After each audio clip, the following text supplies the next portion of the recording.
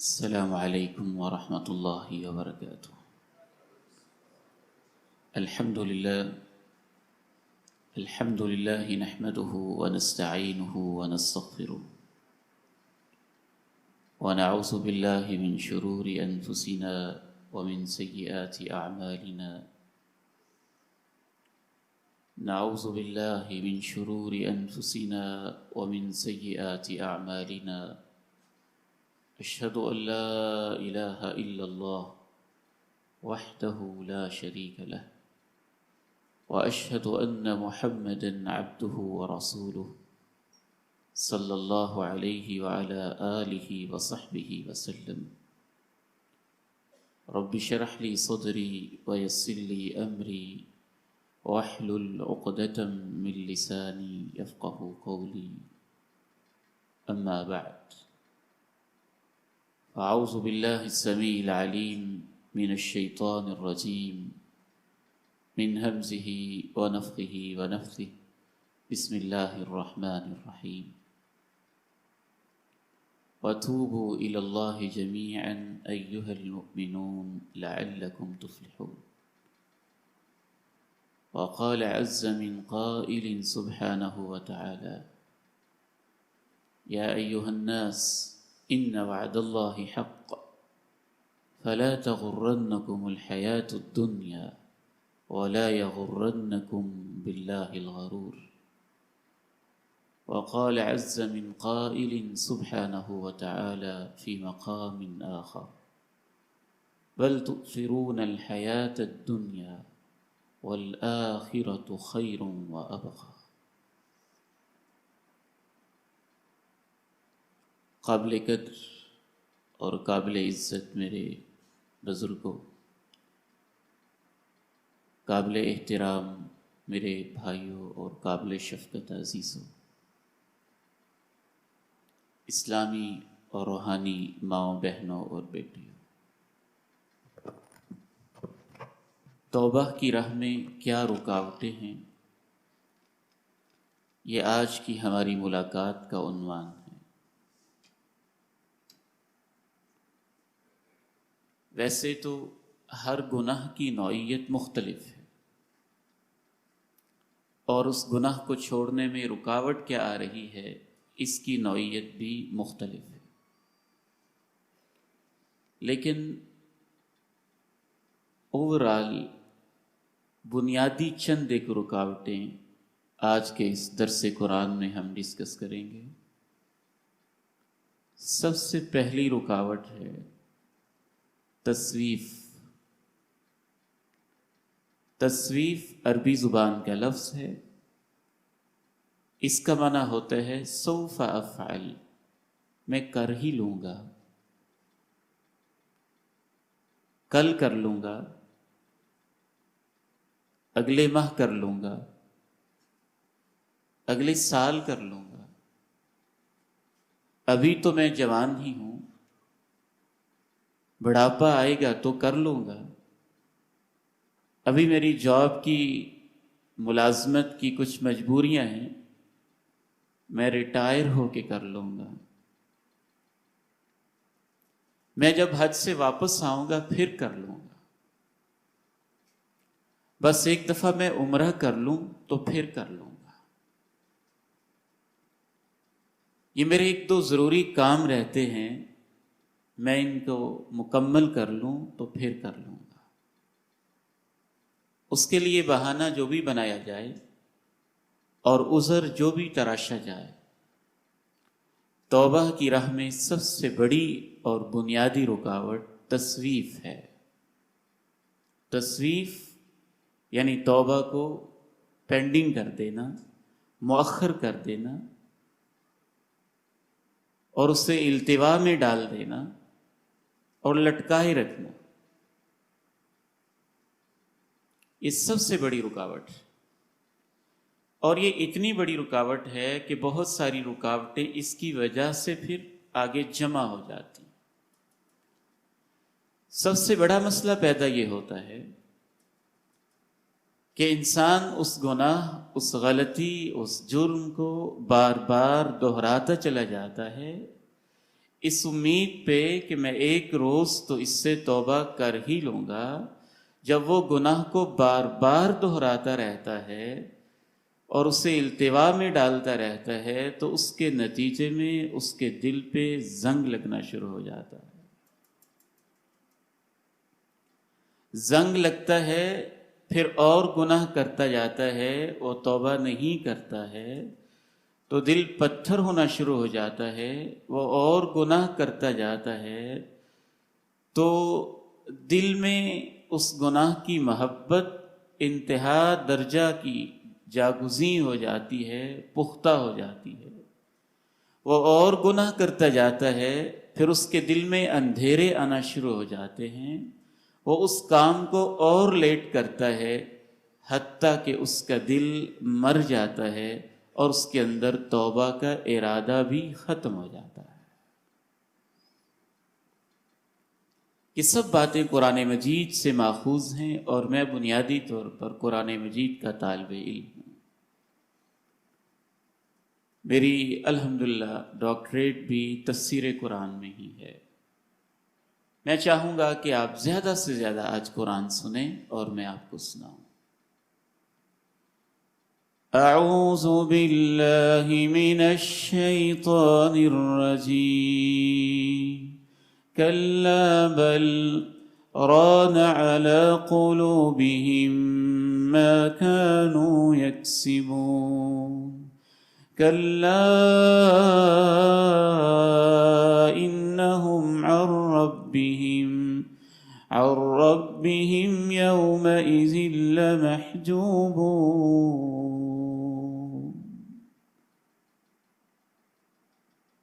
ویسے نہیں جیسے تم سمجھتے ہو، ہرگز حقیقت یہ نہیں۔ اصل حقیقت یہ ہے کہ جو یہ اعمال کرتے چلے آئے ہیں ان کی وجہ سے ان کے دلوں پہ زنگ چڑھ چکے ہیں۔ پھر آہستہ آہستہ جب انسان اس کو التوا میں ڈالتا جاتا ہے تو ایک وہ سٹیج بھی آتی ہے کہ دل اندھیروں سے بھر جاتا ہے۔ ان اندھیروں کا تذکرہ بھی اللہ تعالیٰ نے سورہ نور میں کیا ہے، اور جو دل میں روشنیاں ہوتی ہیں ان کا تذکرہ بھی اللہ تعالیٰ نے سورہ نور میں کیا ہے۔ او کظلمات فی بحر لجی یغشاہ موج من فوقه سحاب ظلمات بعضها فوق بعض إذا أخرج يده لم يكد يراها ومن لم يجعل الله له نورا فما له من نور۔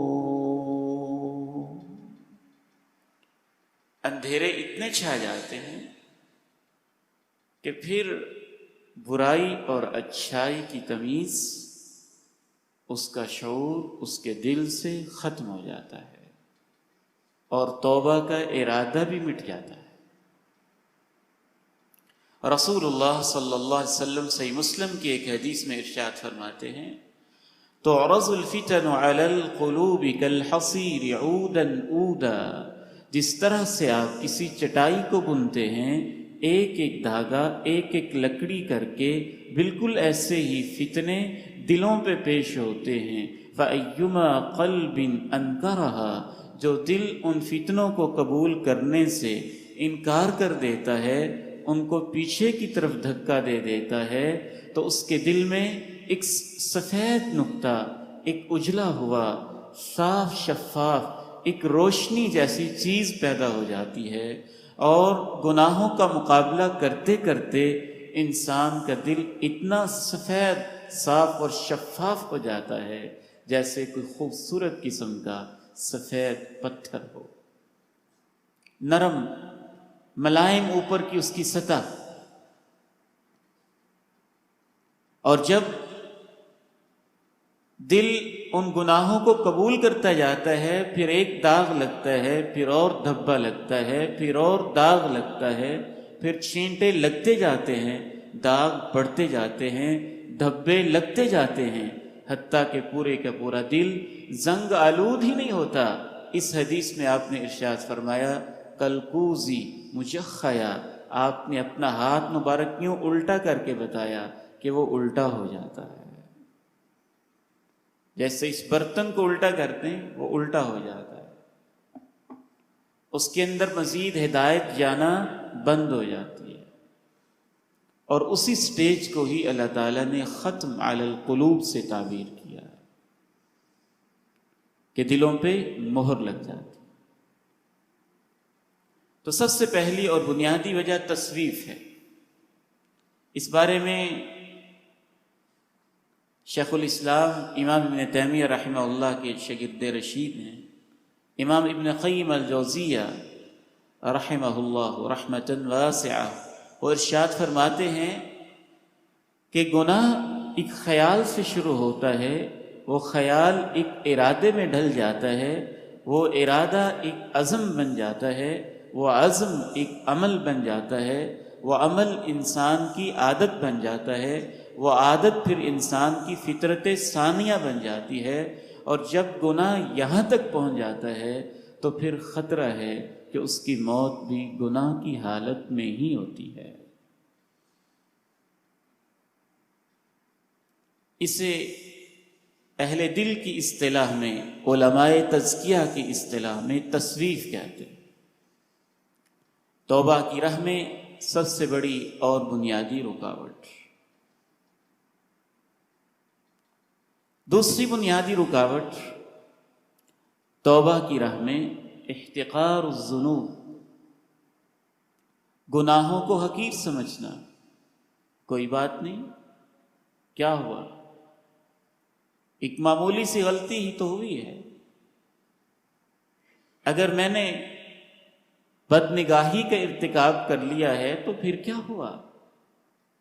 اور خصوصاً آج کل تو چلن ہی ایسا ہے کہ دین کی باتوں کو سختی، تشدد، ایکسٹریمزم، انتہا پسندی، نہ جانے کیا کیا نام دے دیا گیا، اور شیطان نے ایک پورا فلسفہ گڑھا ہوا ہے جس کے سامنے بہت سارے گناہ ایسے ہیں جو ہماری نگاہوں میں گناہ رہے ہی نہیں۔ اور یہ تبدیلی تو عہد نبوی کے بعد ہی شروع ہو گئی تھی۔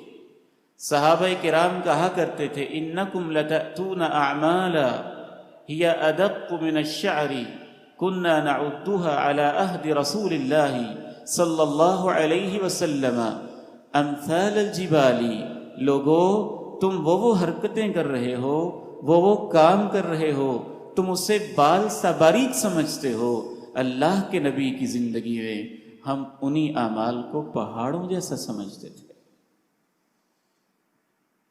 رسول اللہ صلی اللہ علیہ وسلم نے ارشاد فرمایا ایاکم ومحقرات الذنوب فإنہن یجتمعن علی الرجل حتی یہلکن ثم ضرب لہن مثلا كمثل قوم نزلوا بأرض فلات فجاء هذا بعود وهذا بعود حتى أججوا نارا۔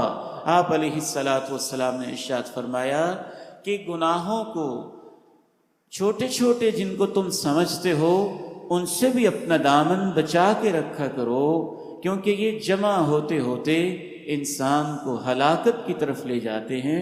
پھر آپ نے مثال بیان کی، جیسے ایک قوم نے صحرا میں پڑاؤ کیا، وہ کھانا بنانا چاہتے تھے اور ان کے پاس گرم کرنے کا، پکانے کا کوئی انتظام نہیں تھا۔ ایک شخص ایک لکڑی لایا، دوسرا دوسری لایا، تیسرا تیسری لکڑی لایا، چوتھا ایک تنکا لایا، پانچواں ایک ٹہنی لایا، چھٹا ایک شاخ لایا۔ انہوں نے چھوٹی چھوٹی شاخوں، چھوٹے چھوٹے پتوں، چھوٹے چھوٹے تنکوں، چھوٹی چھوٹی لکڑیوں کو جمع کیا، حتیٰ کہ جب وہ جمع ہو گئے تو وہی تنکے، وہی لکڑیاں، وہی پتے، وہی شاخیں آگ کا الاؤ بن گئے۔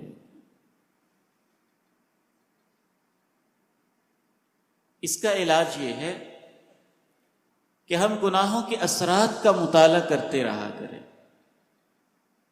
شیخ البانی کے شاگرد ہیں شیخ ابو عبیدہ مشہور بن حسن، بڑے عظیم شیخ، انہوں نے کچھ 400 صفحے پہ مشتمل کتاب لکھی ہے، آثار الذنوب، گناہوں کا انسانی زندگی پہ کیا اثر ہوتا ہے۔ اگر ہم اسے شریعت کی روشنی میں دیکھیں تو ہمارے اندر سے توبہ کی راہ میں رکاوٹ کا یہ جو دوسرا داعیہ یا دوسرا فیکٹر ہے، گناہوں کو حقیر سمجھنا، یہ بھی ختم ہو جائے گا۔ گناہ انسان کے دل پہ اثر کرتے ہیں، انسان کے جسم پہ اثر کرتے ہیں، انسان کی اولاد پہ اثر کرتے ہیں، انسانی نسلوں پہ اثر کرتے ہیں، معاشرے پہ اثر کرتے ہیں، سیاست پہ اثر کرتے ہیں، معیشت پہ اثر رکھتے ہیں، معاشرت پہ اثرات رکھتے ہیں، زمین پہ اثر رکھتے ہیں، آسمان پہ اثر رکھتے ہیں، قبر میں اثر رکھتے ہیں، مرتے وقت موت کے وقت بھی اثرات رکھتے ہیں، اور میدان محشر میں بھی اپنے اثرات رکھتے ہیں۔ بندہ مومن اس سے گناہ ہو جاتا ہے لیکن اس سے معمولی نہیں سمجھتا۔ مسئلہ ہے یہ نہیں، گناہ ہونا یا نہ ہونا یہ ایشو نہیں ہے، اصل ایشو یہی ہے کہ گناہ ہو جانے کے بعد آپ کی فیلنگز کیا ہیں۔ اگر گناہ کے بعد آپ اسے معمولی سمجھ رہے ہیں تو بعض دفعہ وہ گناہ چھوٹا ہوتا ہے، لیکن اس کے بعد آپ کا لاؤبالی پن کا یہ رویہ کہ کوئی نہیں، کیا فرق پڑتا ہے اس سے، یہ مولوی لگے ہی رہتے ہیں، یہ آپ کا رویہ اس گناہ کو 10 یا 100 سے ضرب دے دیتا ہے، یہ اس کو بڑا کرتا ہے۔ اور بعض دفعہ انسان سے گناہ ہو جاتا ہے، اور گناہ کے بعد جب اس کے دل میں ندامت اور پشیمانی ہوتی ہے اور اس کی آنکھوں میں آنسو تیرتے ہیں اور اس کی زندگی میں عاجزی، تواضع، انکساری کی کیفیت ہوتی ہے اور وہ دل شکستہ سا ہو جاتا ہے، رب کے سامنے ہاتھ اٹھاتا ہے اور سجدے میں اپنی جبینوں کو نیاز کرتا ہے، امام ابن قیم رحمہ اللہ فرماتے ہیں پھر وہ اس کیفیت کی وجہ سے عبودیت اور اللہ کے قرب کے اس مقام کو پہنچ جاتا ہے کہ اگر اس سے گناہ نہ ہوا ہوتا تو شاید وہ اس مقام کو نہ پہنچ پاتا۔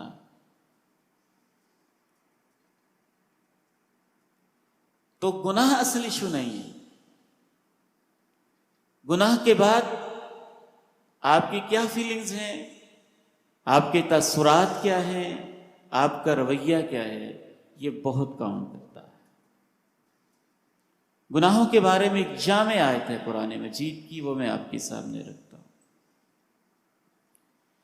ظہر الفساد فی البر والبحر بما کسبت ایدی الناس لیذیقہم بعض الذی عملوا لعلہم یرجعون۔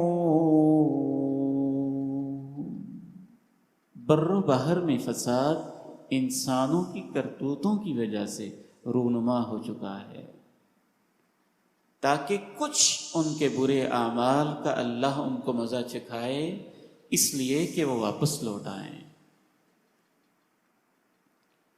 وَمَا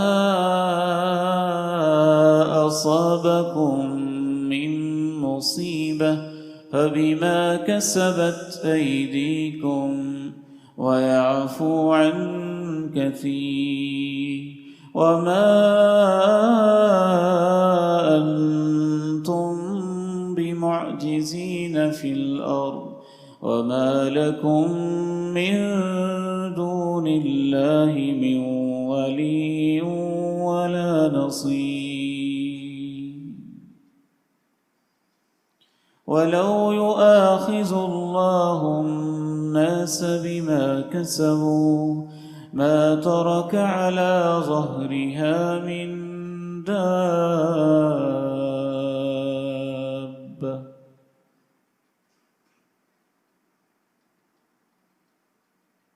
تیسری وجہ توبہ کی راہ میں جو رکاوٹ بنتی ہے اسے طول الامل کہتے ہیں، لمبی امیدیں، لمبی امیدیں۔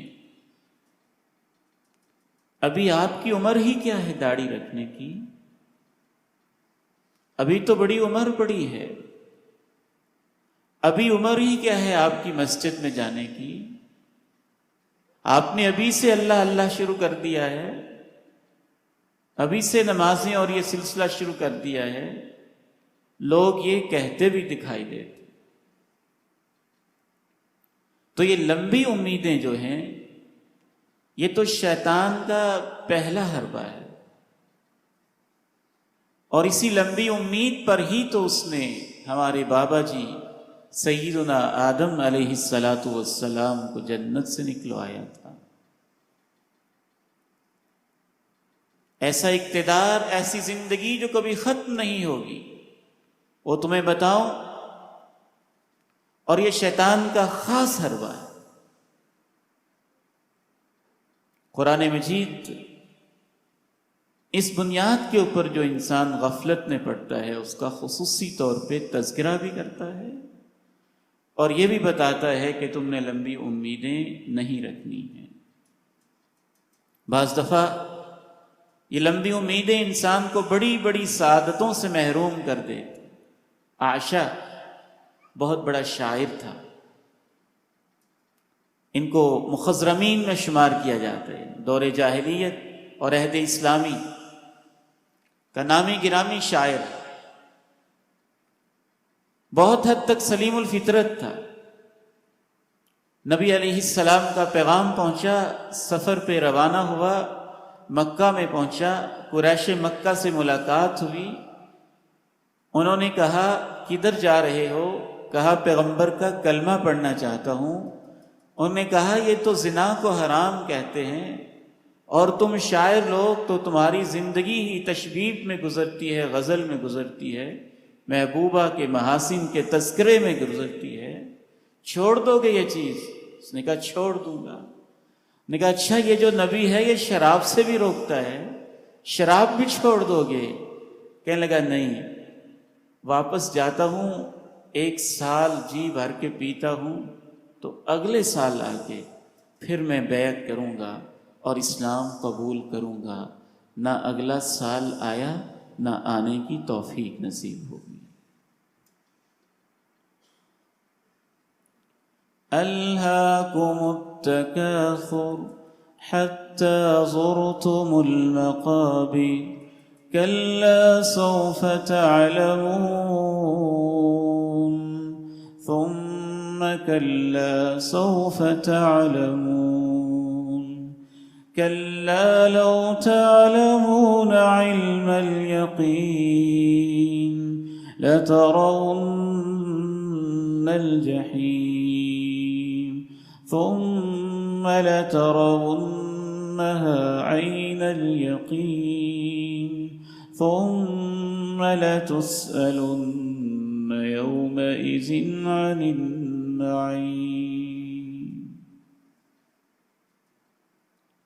اللہ کے پیارے نبی علیہ السلام نے کیا خوبصورت بات ارشاد فرمائی، کن فی الدنیا کأنک غریب او عابر سبیل، ایسے رہو جیسے ایک پردیسی ہو یا راہ گزر۔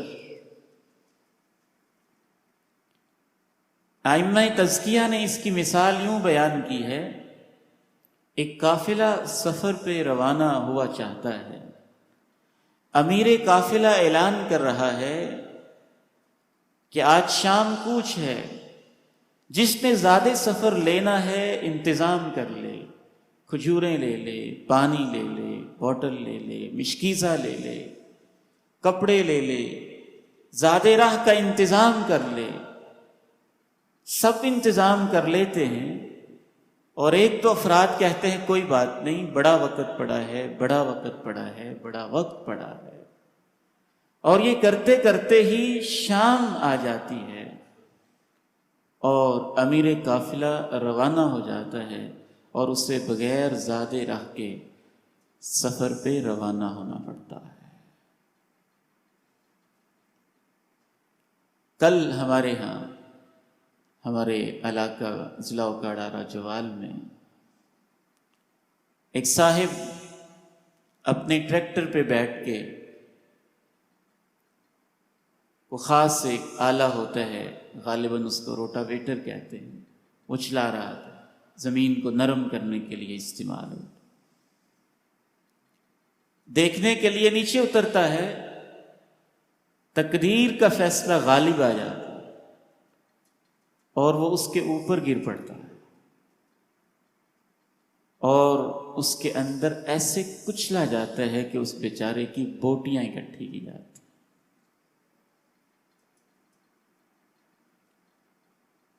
ہمارا ایک نوجوان لاہور شادی اٹینڈ کر کے سفر سے واپس جا رہا ہے اور اپنے گھر سے صرف 2 کلومیٹر کے فاصلے پر اس کا ایکسیڈنٹ ہوتا ہے اور اس کی لاش گھر میں پہنچ جاتی ہے۔ طول العمل انسان کو برباد کرتا ہے۔ ٹھیک ہے، آپ پلاننگ کریں، 50 سال کی کریں، 100 سال کی کریں، کئی صدیوں کی کریں۔ اللہ کے پیارے نبی علیہ الصلاۃ والسلام نے اتنی لمبی پلاننگ بھی فرمائی کہ آپ نے کہا میری امت گھبرانا نہیں، وہ وقت بھی آئے گا، آج تمہیں 2 وقت کھانے کو نہیں ملتا، لیکن وہ وقت بھی آئے گا۔ جب سسٹم بنانا ہوتا ہے تو ایک لمبی پلاننگ کی جاتی ہے، کرنی چاہیے اور یہ ضرورت ہوتی ہے۔ اور آپ نے امت کو بتایا وہ وقت بھی آئے گا کہ تمہیں کوئی زکوٰۃ لینے والا نہیں ملے گا، اور وہ وقت دنیا نے دیکھا۔ لیکن جب عمل کرنا ہو، کام کرنا ہو، محنت کرنی ہو، جھوٹ بکتے ہیں وہ لوگ جو یہ کہتے ہیں کہ مسلمان اس لیے پیچھے ہیں کہ دنیا کو کچھ سمجھتے نہیں، آخرت کو سب کچھ سمجھتے ہیں۔ کیا دھوکے باز ہیں وہ، اور کیا شیطان صفت ہیں وہ کہ ایک پازیٹیو چیز کو منفی ذہن کی وجہ سے منفی ذہن کی طرف لے گئے ہیں اور اس کو نیگیٹو پاور کروانے کی کوشش کر رہے ہیں۔ مسلمان جب آخرت کا سوچتا ہے، موت کا سوچتا ہے، اچانک دنیا سے جانے کا سوچتا ہے، تو اس کے عمل کی حرکت 1000 گنا بڑھ جاتی ہے۔ صحابہ کرام اسی لیے تو سب سے زیادہ محنتی تھے۔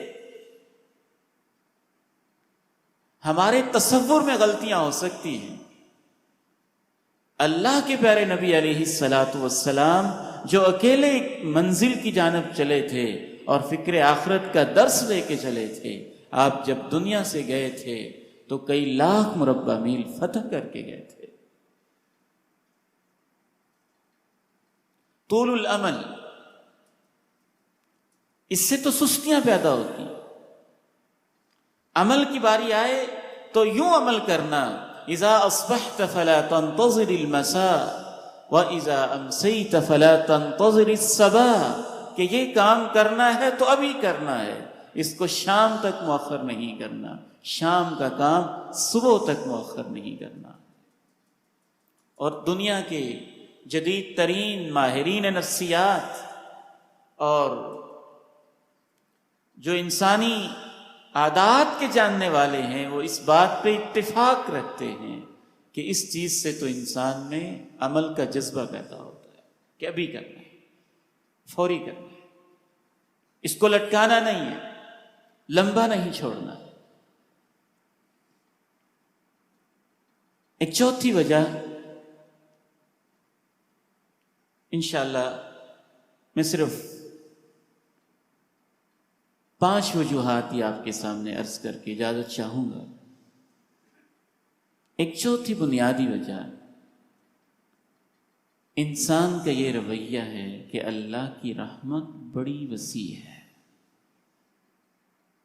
بڑا غفور الرحیم ہے، وہ بہت مہربان ہے۔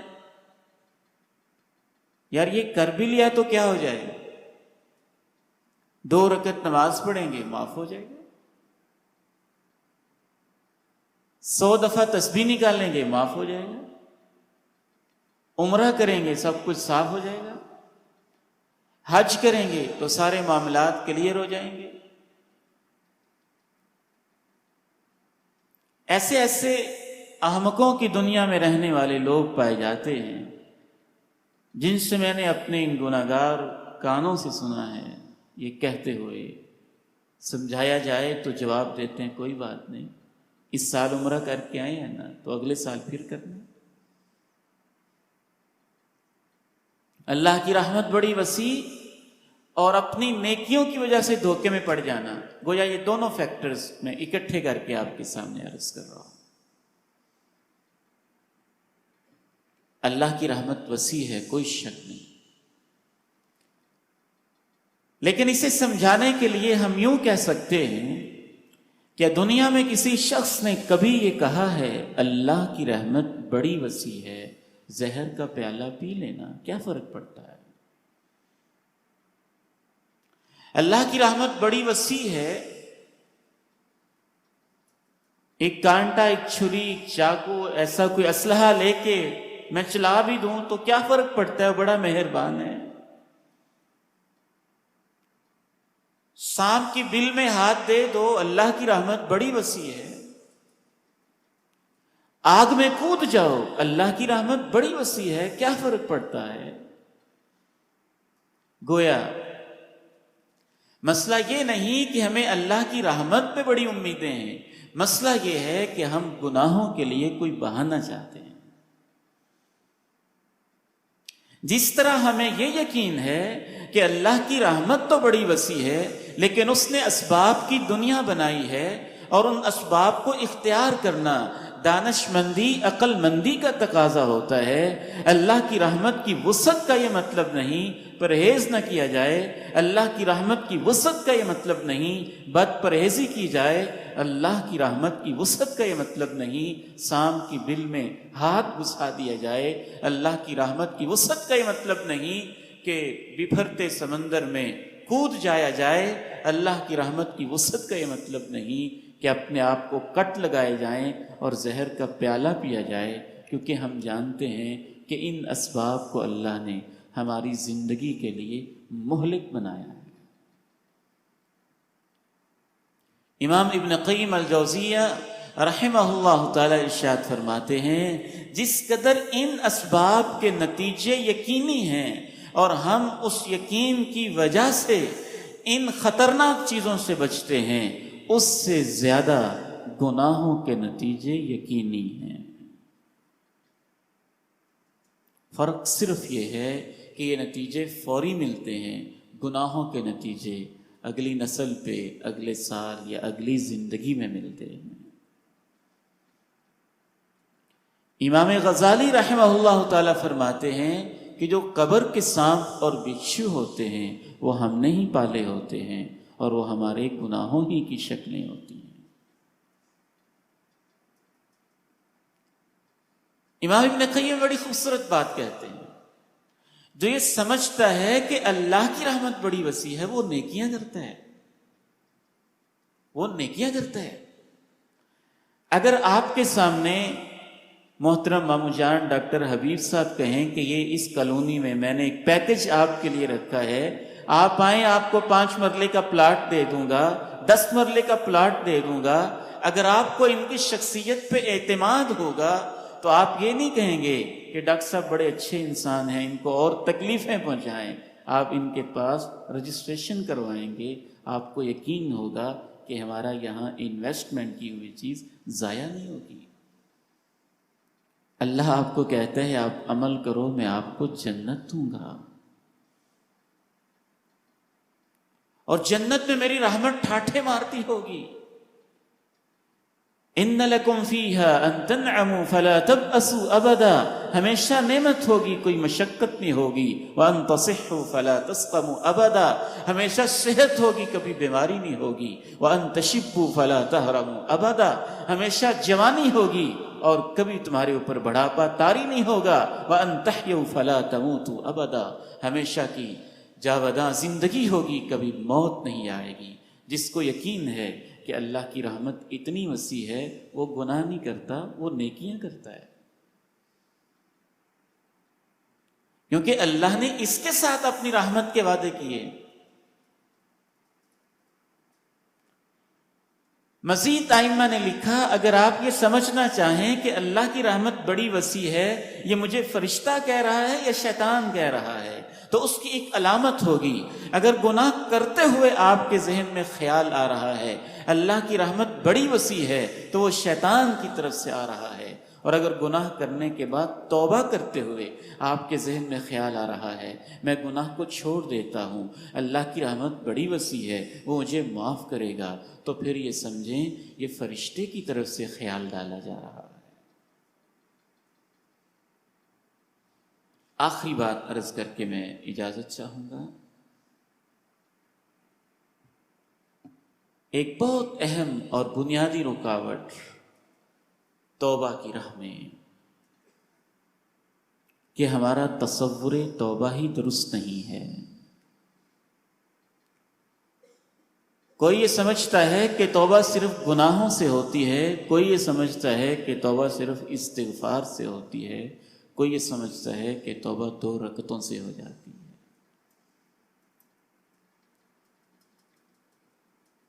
جس قدر گناہوں سے توبہ ضروری ہے اس سے زیادہ توبہ کا ایک پہلو یہ ہے کہ جو اللہ نے کام فرض کیے ہیں اور آپ وہ فرض چھوڑے بیٹھے ہیں، اس فرض کو چھوڑنا بعض دفعہ گناہ کرنے سے بھی بڑا جرم ہوتا ہے۔ آپ کا کیا خیال ہے؟ آپ نے ایک ملازم رکھا، اس کا گناہ صرف اس وقت ہی ہوگا جب وہ آپ کے اکاؤنٹ میں سے کوئی پیسے چوری کرے یا آپ کے ساتھ جھوٹ بولے یا آپ کو دھوکہ دے۔ اور آپ کا کیا فیصلہ ہے اگر وہ ملازم ڈیوٹی پہ آئے ہی نہ، جو آپ نے ذمہ داریاں دی ہیں وہ پوری کرے ہی نہ؟ کیونکہ غلطی تو وہ کبھی کبھی کرتا ہے اور یہ روزانہ چھوڑ رہا ہے۔ تو روزانہ کا فرض، ہر لمحے کا فرض چھوڑ دینا، یہ بعض دفعہ گناہ کے ارتکاب سے بھی بڑا جرم ہوتا ہے۔ ہم ہمیشہ یہ سمجھتے ہیں کہ توبہ کا تعلق اس چیز کے ساتھ ہے کہ فلاں گناہ ہوا، فلاں گناہ ہوا، فلاں گناہ ہوا، یہ توبہ کا ایک حصہ ہے کہ اس گناہ کو ترک کر دیا جائے۔ لیکن اگر آپ اپنے فرائض سے غفلت برت رہے ہیں تو بسا اوقات یہ ان گناہوں سے بڑا جرم ہے۔ آپ نے اپنی بیٹی کی پردے پہ تربیت کرنا تھی اور آپ بھولے ہوئے ہیں، آپ نے اپنی اولاد کو قرآن کا ترجمہ سکھانا تھا اور آپ بھولے ہوئے ہیں، آپ نے اپنی اولاد کو نماز پہ لگانا تھا اور آپ نے اس فرض کو فراموش کیا ہوا ہے۔ آپ ایک معلم ہیں اور آپ نے اپنے طلبہ کی تربیت کرنی تھی اور آپ نے کبھی اس پہلو پہ توجہ ہی نہیں دی۔ آپ ایک صحافی ہیں، ایک جرنلسٹ ہیں، ایک رائٹر ہیں، ایک مصنف ہیں، ایک آتھر ہیں، اور آپ نے دین کے حق میں کچھ لکھنا تھا، اپنے قلم کی کوئی زکوٰۃ نکالنی تھی اور آپ نے کبھی اس پہلو پہ توجہ ہی نہیں دی۔ آپ صاحب حیثیت اور مالدار ہیں اور آپ نے رب کی راہوں میں کچھ دینا تھا اور اس پہلو پہ آپ نے کبھی سوچا ہی نہیں۔ آپ پر 5 نمازیں فرض ہیں اور آپ ان میں کوتاہیاں کر رہے ہیں۔ تو بعض دفعہ یہ گناہ، فرض کو چھوڑنے کا گناہ، جرم کے ارتکاب سے بھی بڑا گناہ ہوتا ہے۔ اور حقوق العباد میں یہ سمجھنا کہ میں نماز پڑھتا ہوں، زکوٰۃ دیتا ہوں، استغفار کرتا ہوں، سب کچھ معاف ہو جاتا ہے اور حق واپس نہ کیا جائے، تو یہ توبہ کا تصور ہی درست نہیں ہے۔ اللہ تعالیٰ سے دعا ہے مجھے اور آپ کو صحیح معنی میں توبہ کی طرف پلٹنے، اسے سمجھنے اور کرنے کی توفیق نصیب فرمائے، اور جو کچھ کہا ہے، سنا ہے، عرض کیا ہے، اللہ تعالیٰ اسے قبول فرمائے۔ وآخر دعوانا ان الحمد للہ رب العالمین۔ جزاک اللہ۔ اگر سوالات ہیں کسی کے تو آپ اپنے سوالات لکھ کر بھیج سکتے ہیں، اور اگر آپ سوال پوچھنا چاہیں تو ہاتھ کھڑا کر کے آپ سوال پوچھ سکتے ہیں۔ کچھ سوالات جو ہمیں موصول ہوئے ہیں شیخ، وہ میں آپ کے سامنے رکھتا ہوں۔ کیسے معلوم ہوگا کہ توبہ قبول ہو گئی ہے یا نہیں؟ سوال یہ پوچھا گیا ہے کیسے معلوم ہوگا کہ توبہ قبول ہوئی ہے یا نہیں؟ اگر توبہ کرنے کے بعد آپ کے دل میں ندامت، آنکھوں میں آنسو، عمل میں تبدیلی، نیکی کی طرف رجحان اور برائی سے نفرت، اور یہ چیزیں پیدا ہو چکی ہیں، تو آپ سمجھ لیں کہ اللہ نے آپ کو اپنی راہ میں قبول کر لیا ہے اور آپ کی توبہ قبول ہو چکی ہے۔ اگر توبہ کرنے کے بعد آپ کی دوستیاں، آپ کے تعلق پرانے ہی ہیں اور ڈگر بھی وہی ہے اور طرز عمل بھی وہی ہے، اور گناہ کو یاد کر کے ندامت کی بجائے آپ پھر لذت محسوس کرتے ہیں، تو سمجھ لیں کہ توبہ میں نقص رہ گیا ہے۔ جی نیکسٹ کوسچن۔ 2-3 سوالات ایک جیسے ملتے جلتے ہیں، میں ان کو اکٹھا کر کے بیان کرتا ہوں۔ یہ صرف استغفار کا ورد کرنے سے توبہ ہو جاتی ہے یا توبہ کا کوئی مخصوص عمل سنت سے ثابت ہے؟ اسی طرح کا سوال ایک اور بھائی نے کیا ہے، کسی گناہ کو چھوڑنے کا کوئی خاص وظیفہ ہے تو وہ بتا دیں۔ اور ایک سوال ہے کہ توبہ کرتا ہوں پھر گناہ ہو جاتا ہے، پھر توبہ کرتا ہوں پھر ہو جاتا ہے، ایسی صورت میں کیا کروں؟ ان کو میرے خیال علیحدہ علیحدہ ہی رہنے دیں، آخری کویسچن علیحدہ رہنے دیں اور پہلے دو ہم اکٹھے کر لیتے ہیں۔ سوال یہ پوچھا گیا ہے استغفار اور توبہ، ان میں فرق کیا ہے؟ کیا توبہ کے لیے کوئی خاص عمل ضروری ہے یا استغفر اللہ کہہ دینا کافی ہے؟ اصل میں ان دونوں میں بڑا گہرا فرق ہے۔ استغفار کو قرآن مجید میں علیحدہ بیان کیا گیا ہے، توبہ کو علیحدہ بیان کیا گیا۔ استغفار پہلی سٹیج ہے، توبہ اگلی سٹیج ہے۔ وَأَنِ اسْتَغْفِرُوا رَبَّكُمْ ثُمَّ تُوبُوا إِلَيْهِ يُمَتِّعْكُمْ مَتَاعًا حَسَنًا إِلَىٰ أَجَلٍ مُّسَمًّى، تم اللہ سے استغفار کرو پھر توبہ کرو۔ استغفار کا تعلق آپ کی زبان سے ہے کہ آپ نے اپنی زبان سے کہا استغفر اللہ، یا اللہ میں آپ سے معافی مانگتا ہوں۔ آپ نے کہا رب اغفر، اے اللہ مجھے معاف کر دے۔ آپ نے کہا رب ارحم، اے اللہ مجھ پہ رحم فرما دے۔ آپ نے کہا کفر عنا سیئاتنا، اللہ ہماری برائیاں مٹا دے۔ آپ نے کہا اللہم انک عفو تحب العفو فاعف عنی، اے اللہ تو معاف کرنے والا ہے، معافی کو پسند کرتا ہے، مجھے معاف کر دے۔ یہ سب استغفار کے مختلف شکلیں ہیں، الفاظ ہیں، صیغے اور کلمات ہیں۔ ان میں سے آپ کوئی بھی کہیں تو وہ استغفار ہے۔ یعنی استغفار کا لٹرل جو معنی ہے معافی مانگنا، معافی طلب کرنا، اس کا تعلق زبان کے ساتھ معافی مانگنا۔ اور جو توبہ ہے اس کا تعلق آپ کے عمل کے ساتھ ہے، پریکٹیکلی پلٹ آنا، واپس آ جانا۔ میں عموماً ایک مثال دے کے اسے سمجھایا کرتا ہوں کہ آپ لاہور سے اسلام آباد سفر کرنا چاہتے تھے اور آپ غلطی سے لاہور سے ملتان کی طرف چل پڑے، تو آپ کے راستے میں اسٹاپ آیا، بھائی پھرو، کسی نے بتایا کہ یہ تو غلط ہے، یہ راستہ تو اسلام آباد نہیں جا رہا۔ آپ نے کہا او سوری، یہ تو غلطی ہوگی، یہ استغفار ہو گیا۔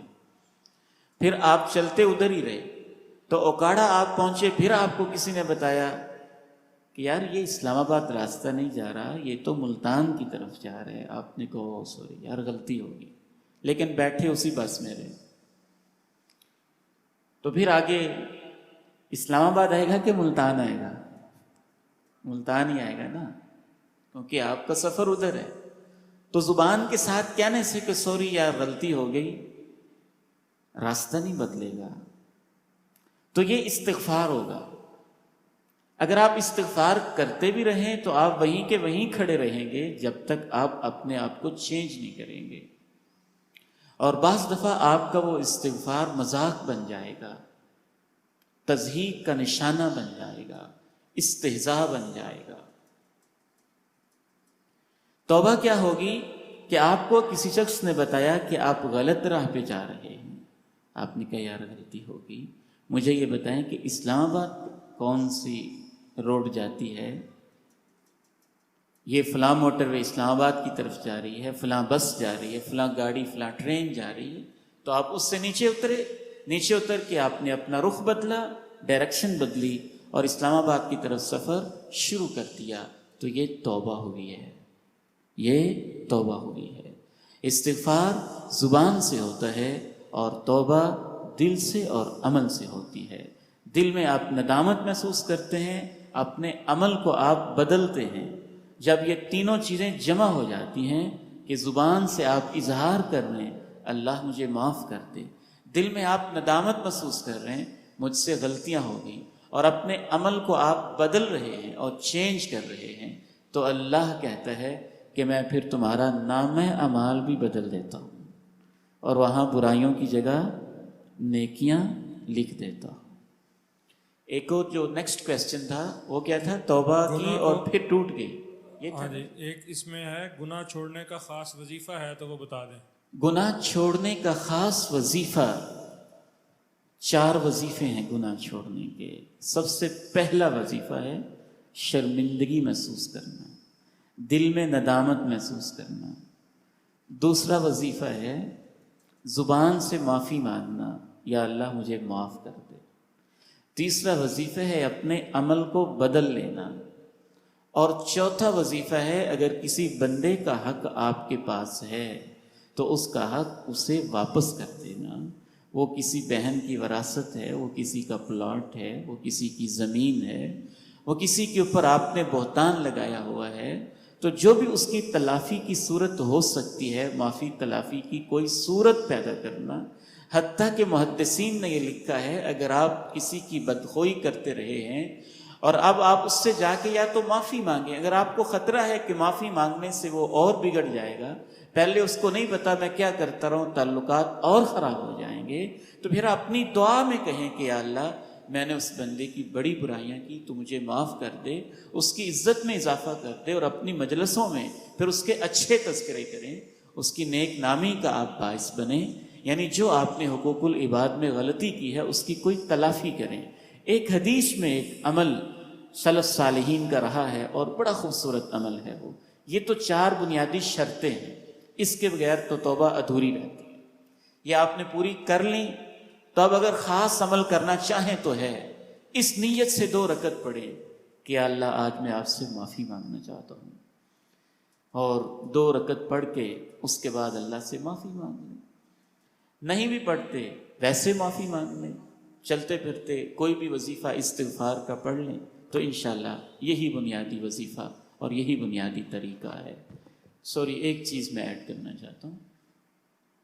ایک توبہ ہوتی ہے، ایک توبۃ نصوحہ ہوتی ہے۔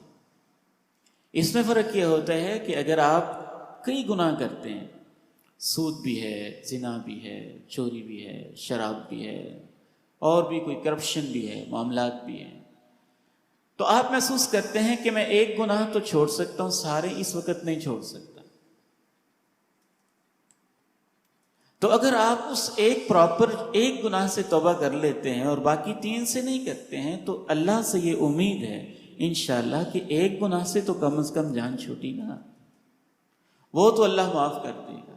یہ توبہ کا ایک لیول ہے، لیکن اللہ چاہتے ہیں توبۃ نصوحہ ہو، اور توبۃ نصوحہ کا ایک معنی مفسرین نے یہ کیا ہے خالص توبہ، کہ آپ کہیں یا اللہ میں سارے ہی گناہ چھوڑتا ہوں۔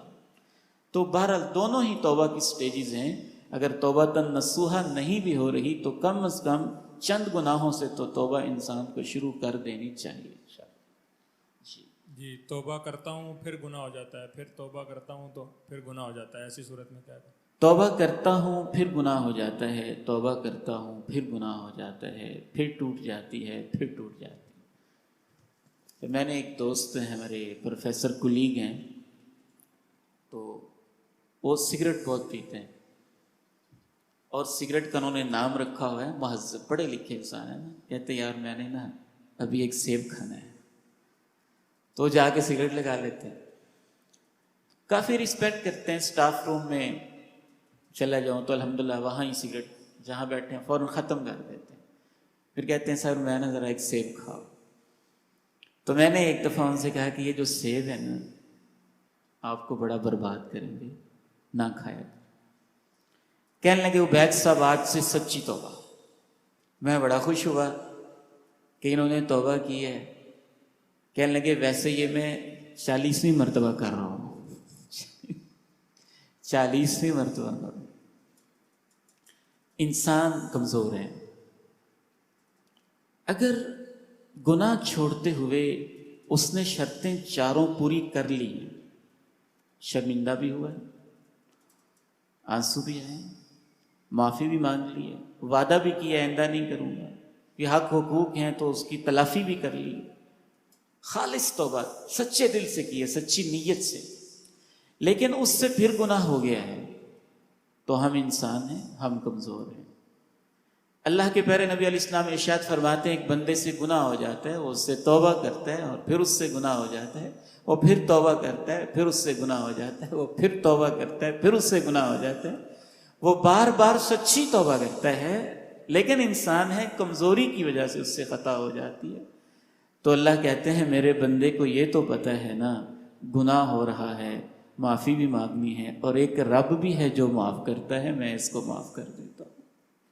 لیکن اگر اس کی نیت میں ہی کھوٹ ہے، کوئی بات نہیں، توبہ سے معاف ہو جاتا ہے، پھر کر لوں گا، پھر 2 رکعتیں پڑھ کے پھر یہ گناہ کر لوں گا، یہ کر کے پھر گناہ کر لوں گا، تو یہ توبہ کے ساتھ سنگین مذاق کر رہا ہے.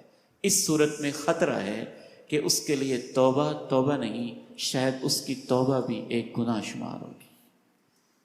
بڑے بڑے گناہوں کی توبہ اور صغیرہ گناہوں کی توبہ میں کوئی خاص فرق ہے؟ صغائر اور کبائر محدثین کے ہاں اصطلاح استعمال ہوتی ہے.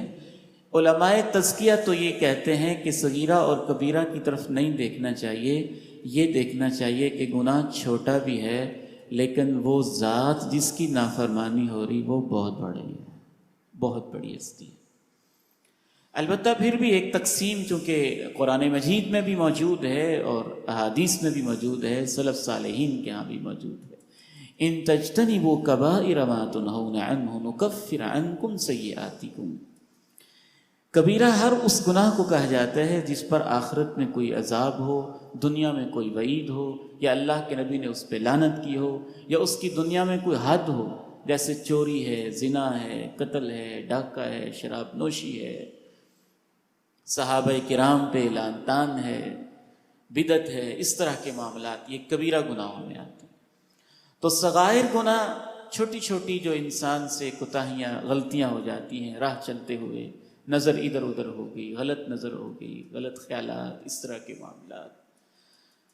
محدثین کے ہاں اس میں ایک بنیادی فرق کیا جاتا ہے کہ جو صغیرہ گناہ ہیں وہ اللہ تعالیٰ نماز، روزے، زکوٰۃ، وضو، مسجد کی طرف چل کے آنا، استغفار پڑھنا، اس سے اللہ خود ہی معاف کر دیتا ہے.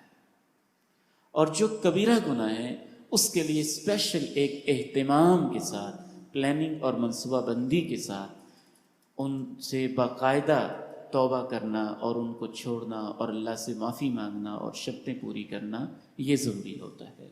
لیکن ایک اصول یاد رکھیں، صغیرہ گناہ اس وقت تک صغیرہ ہوتا ہے جب وہ بار بار نہ کیا جائے.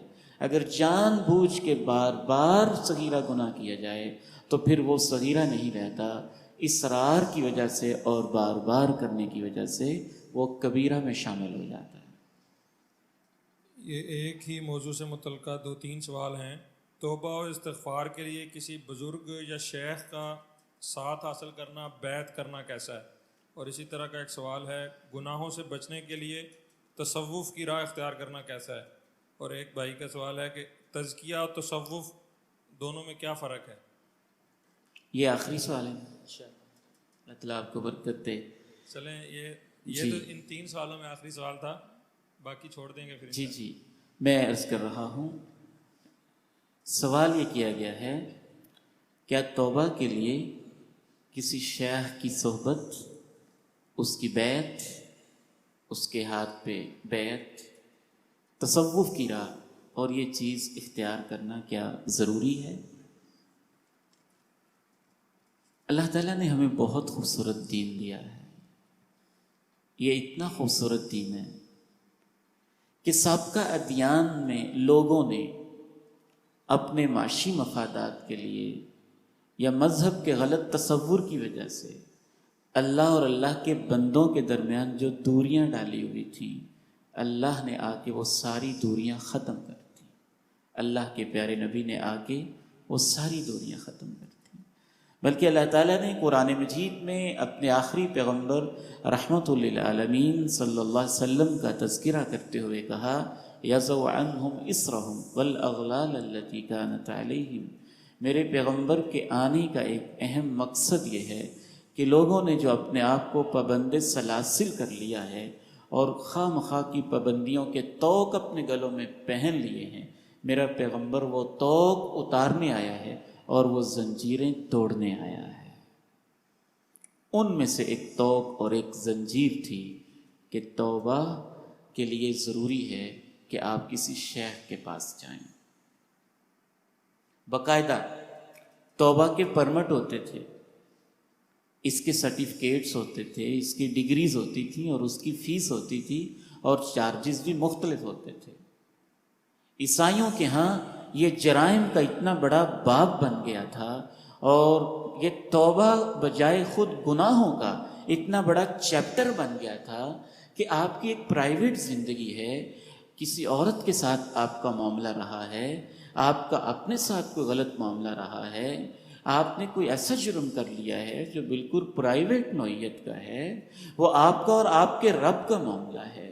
عیسائی دنیا کے اندر لوگ آ کے جب وہ اس فادر کے سامنے یا پادری کے سامنے اس کا تذکرہ کرتے تھے، وہ پھر اس کو ایکسپلائٹ کرتا تھا، اس کو غلط استعمال کرتا تھا، اس سے اپنے معاشی مفادات اٹھاتا تھا۔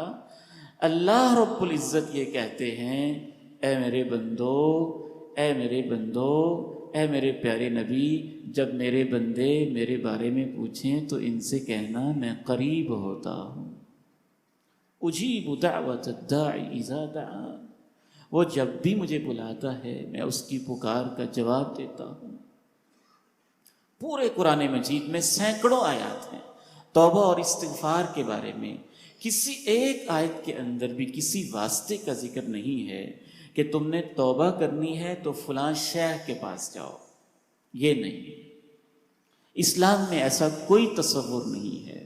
نہ صرف یہ کہ یہ تصور توبہ کے لیے ضروری نہیں، بلکہ یہ توبہ کی راہ میں بہت بڑی رکاوٹ ہے۔ انسان اپنی خلوتوں اور تنہائیوں میں اپنے رب کے ساتھ جو باتیں کر سکتا ہے، کسی شیخ کے سامنے اور کسی پیر کے سامنے اپنی وہ باتیں شیئر نہیں کر سکتا ہے۔ اس کی پرائیویسی بری طرح سے متاثر ہوتی ہے اور اس سے گناہ کا ایک نیا باب کھل جاتا ہے۔ ہاں، اسلام میں ایک اور تصور موجود ہے، وہ یہ ہے کہ آپ اپنی برائی والی کمپنی بدلیں، اوورآل نیکی کا ماحول اختیار کریں۔ اس میں اور اس میں بڑا گہرا فرق ہے۔ شیخ کے ہاتھ پہ بیعت یہ ہوگی کہ آپ کی توبہ قبول نہیں جب تک اس مسجد کے خطیب صاحب آپ مولانا عبدالرب صاحب کے پاس آئیں، ان سے کہیں میں آپ کے ہاتھ پہ بیعت کرتا ہوں، مجھ سے فلاں فلاں گناہ ہوئے تھے، ذرا ان کی مجھے معافی لے دیں۔ یہ نہیں ہے۔ ہاں، آپ اوورآل، پہلے آپ کسی کلب میں جاتے تھے، اب آپ مسجد میں آتے ہیں، پہلے آپ شرابیوں کے پاس بیٹھتے تھے، اب آپ علماء کے پاس بیٹھتے ہیں، پہلے آپ امریکہ اور یورپ میں جا کے چھٹیاں گزارتے تھے، اب آپ حج اور عمرے پہ جا کے چھٹیاں گزار آتے ہیں۔ یہ تصور ہے۔ ماحول بدلیں، کمپنی بدلیں، اپنے معاملات کو بدلیں، اور یہ بدلنا اتنا ضروری ہے، جو شخص جتنی مرضی توبہ کر لے، جب تک اپنا ماحول نہیں بدلے گا وہ اپنی توبہ پہ قائم نہیں رہ سکے گا۔ اس لیے جو 99 انسانوں کا قاتل تھا، جب اس کو بھی توبہ کا راستہ بتایا گیا تو وقت کے اس بہت بڑے عالم نے اتنا عظیم فتویٰ دیا کہ اللہ کے پیغمبر نے اپنی زبان اقدس سے اس کو نقل کر کے اس کو سرٹیفائی کیا اور اس پہ مہر تصدیق ثبت کی۔ اس نے کہا تمہارے 99 قتل بھی معاف ہو سکتے ہیں، 100 قتل بھی معاف ہو سکتے ہیں، بشرطے کہ تم اس بستی کو چھوڑ دو اور نیک لوگوں کی صحبت میں چلے جاؤ۔ بس یہ تصور ہے۔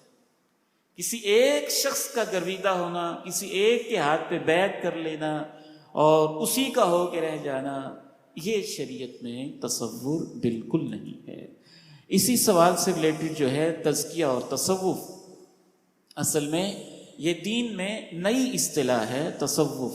قرآن مجید میں یہ لفظ نہیں ہے، حدیث میں نہیں ہے، دواوین سنت میں نہیں ہے، آپ کو پہلی صدی ہجری کے اندر نہیں ملے گا۔ تزکیہ کا لفظ ملتا ہے۔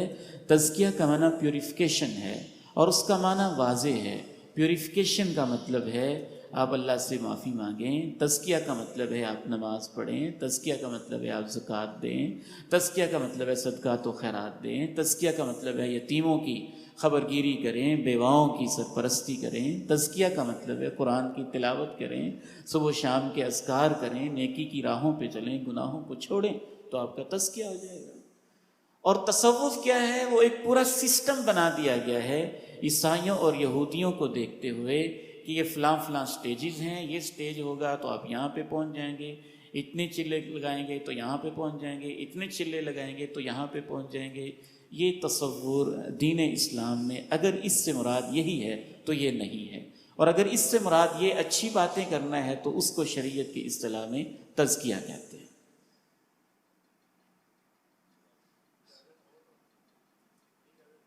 ایک سوال کر لیں، کوئی مسئلہ نہیں،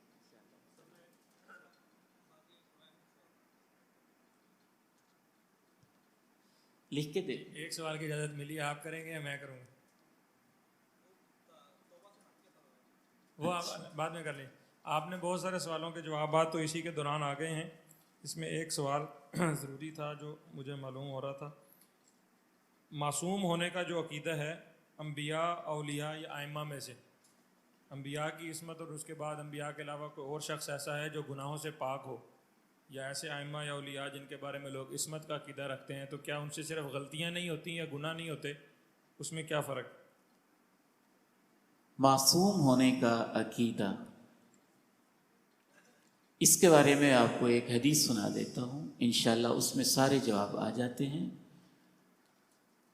اور رسول اللہ صلی اللہ علیہ وسلم ارشاد فرماتے ہیں، کل بنی آدم خطا، آدم کے تمام بیٹے ہی خطا کار ہیں، ان سے خطا ہو جاتی ہے۔